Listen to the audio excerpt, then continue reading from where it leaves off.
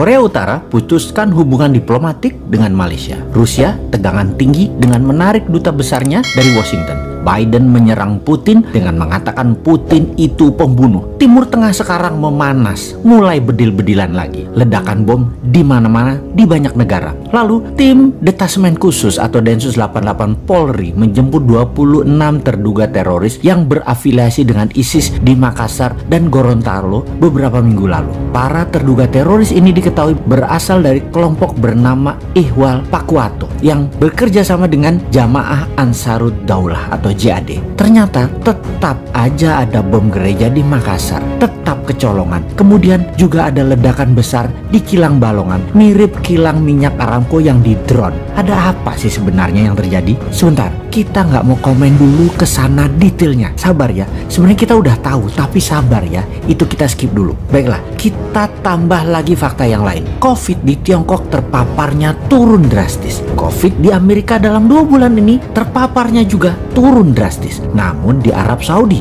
masih ketat membatasi penerbangan internasionalnya, masih selected karena Covid merajalela lagi. Bahkan di Tanzania lockdown. Negara Eropa Barat seperti Spanyol, Inggris, Prancis, Italia masih juga selected international visitor karena masih pandemik. Jenis baru lagi pandemiknya. Banyak di negara besar dan negara penting di dunia ini ternyata Covid belum bisa turun drastis di sana, sehingga efek perlambatan ekonomi menjadikan mendung ekonomi di Eropa, di Afrika, di Asia. Pastinya di dunia di tahun 2021 ini mendung ekonominya. Bagaimana kita melihatnya hal ini yang lama kita sudah mengatakan dalam analisa Sontoloyo ala Bosman itu. Ketika globalis di belakang Biden CS Partai Demokrat Amerika, maka globalis menguasai 2 negara besar, Tiongkok dan Amerika. Keduanya diadu adalah Tiongkok CS yaitu One Belt One Road versus High Road-nya Amerika CS. Kemudian dunia dibuat gonjang-ganjing di mana instrumen perang yang terbesar adalah perang militer, yang terkecil adalah perang sel atau biasa disebut Terrorist Act mulai dipakai lagi. Mulai terjadi semua kan saat ini. Dunia ini semua sedang berperang melawan virus sebenarnya. Dunia sedang berperang aslinya tuh melawan siapa? Melawan globalis karena emang dimainkan oleh globalis. Alatnya mereka yaitu 2 negara besar tadi, Amerika dan Tiongkok. Kemudian perang militer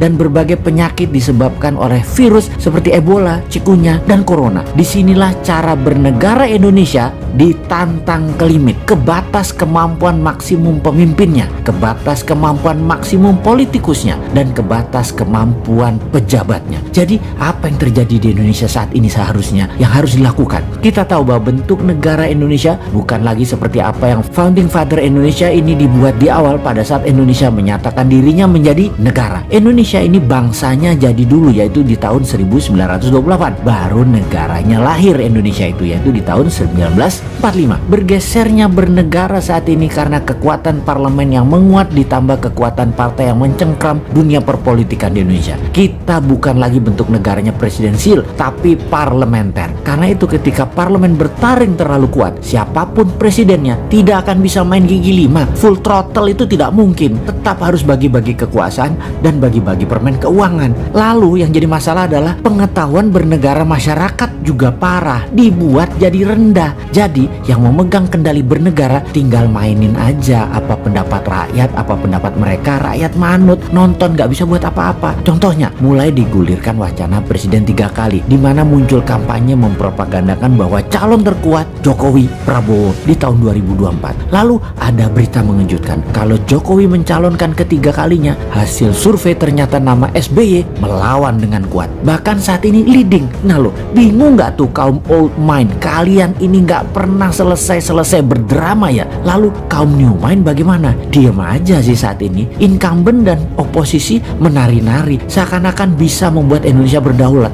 Ternyata sulit juga ya. Banyak orang yang gak tahu kalau saat ini Indonesia dipengaruhi Tiongkok dan IMF secara absolut. Banyak yang gak sadar dan banyak yang gak tahu. Paling banyak adalah yang gak peduli. Begini deh, kan 3 kali presiden menjabat masih wacana. Bagaimana kalau kita tambahkan wacana lagi, yang lain lagi? Ini kalau old mind punya nyali dan old mind punya kesadaran bernegara, yaitu cinta rakyat. Saat ini old mind berkuasa 100% di parlemen dan di pemerintahan. New mind di pinggiran, tak bertaring, tak berkuasa. Namun demi bangsa dan negara, beranikah sistem bernegara kita Indonesia tercinta ini untuk pilpres nanti lepas threshold 20% suara parlemen parlemen untuk calon presiden bisa dicalonkan. Suara 5% saja dan boleh mengajukan sepasang. Jadi banyak partai tidak harus berkoalisi. Terbukti 4 kali pilpres gabungan partai-partai calon presiden dan wakilnya tidak pernah terlalu cantik pasangan keduanya setelah menjabat. Jadi bagaikan pasangan nikah tanpa cinta. Ya sudah, sekarang kita usulkan suara parlemen turunkan dari 20% ke 5% untuk ambang batas calon presiden dan langsung bisa mengajukan sepasang. Syarat berikutnya, total